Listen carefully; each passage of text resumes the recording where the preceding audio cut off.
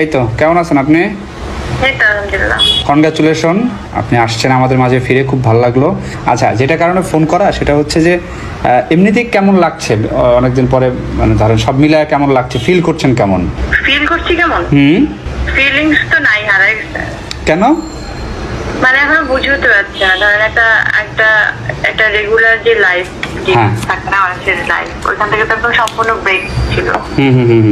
একদম পুরো একদম মানে মানে একদম কি বলে এটাকে, অন্য একটা লাইফ ছিল না।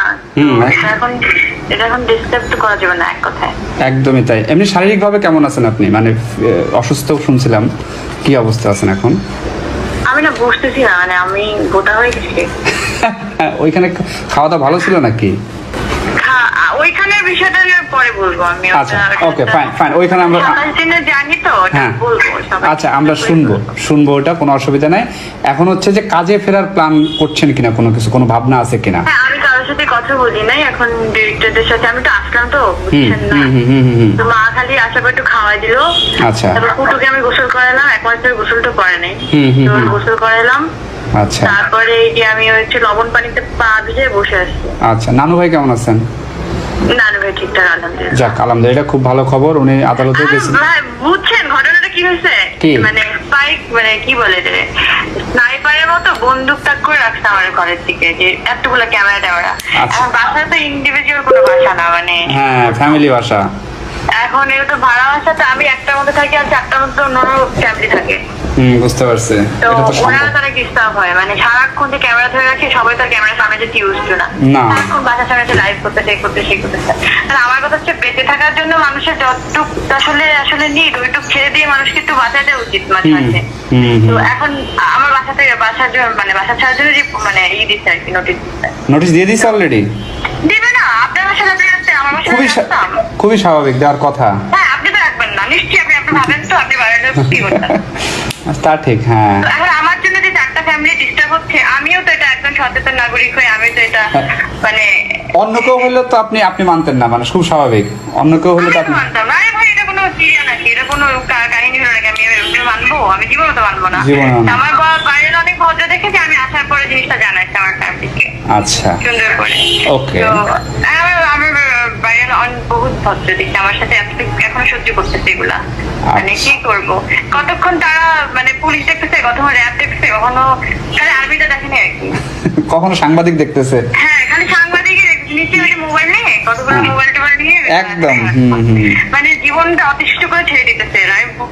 এমনি তাহলে সাংবাদিকদের দেওয়ার মতো তো এই জায়গাটুকু রাখা উচিত, মানে ভাই কি বলবো। আচ্ছা, সাংবাদিকদের জন্য কিছু বলতে চান কিনা আপনার, সাংবাদিক এবং আপনার ভক্তদের জন্য? ডেফিনেটলি, মানে তাদের মানে সব যে সাপোর্টটা ছিল তাদের হয়। আমার একটা জিনিস না, এতবারে আমি রিয়েলাইজ করছি এই কয়েকদিনের মধ্যে, যে আপনি যদি মানে মন থেকে একজনকে শ্রদ্ধা করেন না, তো মানে এটা তো মানে ভালোবাসা তখন আসলে ওই শ্রদ্ধার জায়গা থেকেই হয় না? একদম তাই। ওইটা না ছোট কিছু দিয়েও নাড়ানো যায় না। তো আমি তো আসলে তাদের জন্য একদম ঠিক। হ্যাঁ, এখন কে আমার এই আমি তো হুট করে একদিনে পরিমণি হই নাই, অনেক মানে কতগুলো স্টেপ পার হয়ে আমার এখানে আজকে দাঁড়াচ্ছি, এটা তো আমি জানি। আর যারা আমার সাথে জার্নিটার মধ্যে ছিল তারা দেখছে আমার পুরাটা। এখন তাদেরকে তো হুট করে পরিমণির নাম মন থেকে মুছে ফেলতে পারবেন না। পরিমণিকে এখন আসামি মনে সিলগালা লাগাই দিতে পারবেন না। তো আমার হচ্ছে আমার তাদের নিয়ে কাজ, তাদের নিয়ে চিন্তা, তাদের জন্য আমার সবকিছু, মানে আমি বাকিটা কিছু মাথায় রাখতে চাই না। গ্রেট, খুব ভালো বলেছেন। আর এমনি দুইটা প্রশ্ন করবো। একটা হচ্ছে যে এমনিতে পুরো ঘটনাটা নিয়ে আপনি কিছু দেখা করলাম, মানে গাড়িতে আস্তে আস্তে আমার মানে এত মানে গলা ভারী হয়ে গেল এটা দেখে, যে মানে এক্স্যাক্টলি এটাই তো, মানে এটাই লাইফ আসলে, কি বলবো, এটাই লাইফ। হ্যাঁ, কি সুন্দর দেখা করলাম, আমার কি ভালো লাগলো লেখাটা পড়ে, মনে হলো যে মানে আচ্ছা, আপনি যে মেহেদি দিয়ে নিউট্রালি হোক। আচ্ছা, মেহেদি দিয়ে যেটা লিখছেন, এটা কাদের উদ্দেশ্যে?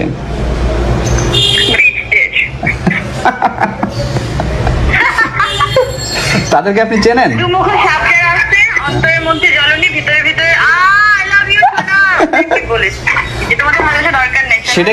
সেটাকে আপনি চিনে ফেলছেন কারা তারা? আপনি কি চিনে ফেলছেন কারা তারা? ডেফিনেটলি করছি। ওকে, গ্রেট। তারা আমার জন্য কি করছে ভাই, বিপদে একদিন পড়বেন সেদিন বুঝবেন। আমি না বুঝি নাই কি রে ভাই, যাদেরকে নিয়ে গলায় গলায় খাতির, এক পেটে খাওয়া এক বালতি সময় না, কই তারা? সেটাই, তারা নাই, এটা পাবেন না তাদেরকে আর। এবার তারা আসো তো, এটা চলে আসছি না, এখন আবার ওয়েলকাম ওয়েলকাম করতেছে, মানে কি আমি যুদ্ধ ইসলাম। আচ্ছা, সেটাই। এমনি পুরো ঘটনাটা নিয়ে কি আপনি কিছু বলতে চান? মানে আপনার সঙ্গে যেটা হইলো পুরো ঘটনাটা, এটা নিয়ে কিছু বলার আছে কিনা, এক লাইনে যদি বলতে চান। দুঃস্বপ্নের মতো লাগতেছে যে আমি ঘুমাইছিলাম, আমি তো ঘুমাইছিলাম, ঘুম থেকে উঠে দেখি এরকম গিরি ভাই ধুমধাম পুরো ঘর ছনছন করে। তো ওই থেকে আমার একটা দুঃস্বপ্ন শুরু হয়েছে। দুঃস্বপ্নটার ডিউরেশন ছিল 27 দিন। একটু লং, একটু একটু বড়, মানে একটু একটু দীর্ঘ দুঃস্বপ্ন আর কি। আচ্ছা। হুট করে বলা যায় না। আচ্ছা। এটা আমি বলবো হ্যাঁ কেমন ছিল। ঠিক আছে, আপনি সুস্থ থাকুন, ভালো থাকুন সবসময়। তো আমি দুঃস্বপ্ন ভেবেই এটা আসলে মানে থাকতে চাই। আচ্ছা। কারণ না হলে তো আসলে আমার তো মানে মানে সান্ত্বনা দেওয়ার মতো আরো দরকার নাই। একদম তাই, হ্যাঁ। ঠিক আছে, যে তুমি উঠে দাঁড়াও, তুমি ভেঙে পড়ো না। তো আমি আসলে ভাঙতেই চাই না, উঠে দাঁড়াবো কি, আমি ভাঙতেই চাই না। কখনোই ভাঙবেন না। যারা আমাকে এসব নিয়ে বলতেছে তারা আমাকে কটটুক কিনে, তারা আগে দেখছে আমাকে যে গালিগুলো দিল, তো আমাকে যারা চিনবে তাদের গালিগুলো আমার গায়ে লাগবে। এখন যদি আমি নানু ভাই আমাকে একটা বকা দেয়, এটা আমার গায়ে লাগবে, কারণ নানু ভাই আমাকে জানে। ঠিক তাই। তার ওই রাইটটা আসছে, সে আমাকে জেনে বুঝে তারপর গাড়িতে দিচ্ছে, একটা বকা দিচ্ছে, তাই না? ওইটা আমার তাই, লাগবে। একদম ওই তাই। রাস্তার বস্তি ফস্তি কেউ এসে দিয়ে আমাকে বস্তি বললো, আমি কি বস্তি হয়ে গেলাম? না, কখনোই না, নেভার এভার। হ্যাঁ, এইটাই কেউ এটাই। একজন এসে বসে এসে বলবে আমি তারা চিনি না, ঠিক আছে? কোট সেটাই। পরার ভদ্রলোক যেতে যেতে আমাকে গালি দিল, এখন তারেও আমি চিনি না, আর কেন কোট পর সেটা আমি জানি না, ঠিক আছে? সে আমাকে গালি দিল, আমার কিছু যায় আসতেছে না। বাসায় এসে কি খেলেন আপনি? কি খাওয়া দাওয়া করলেন? বাসায় মা হচ্ছে রান্না করছে মুরগি মাংস, তারপরে কোলে মাছ অনেকগুলা। আচ্ছা। ঠিক আছে। এই 27 দিন কি মিস করছেন আপনি বেশি? মিস আসলে আমি করিনি মনে হয় কিছু। কেন? আপনি যে আবেগে ঘুমাইছিলাম, একটা লং একটা ডিউরেশনের একটা স্বপ্ন দেখছিলাম, যেটা কিনা দুঃস্বপ্ন। আচ্ছা, ঠিক ওই আছে। স্বপ্নের মধ্যে মিশের কোনো জায়গা ছিল না। আচ্ছা, তাহলে কাজে ফিরবেন ডিরেক্টরদের সাথে কথাবার্তা বলে, তাই তো? খুব, হ্যাঁ, একটু ফ্রি হয়ে সন্ধ্যাবেলার দিকে আমি দেখি কাজ করি, সবার সাথে মিটিং ফিটিং করে আমি সব, মানে যত দ্রুত আমি বাসা থেকে বেরোয় একটু ক্যামেরার সামনে দাঁড়াতে পারি, তত তাড়াতাড়ি মনে হয় যে আমার আত্মার মতো জানটা চলে আসছে আর কি। গ্রেট।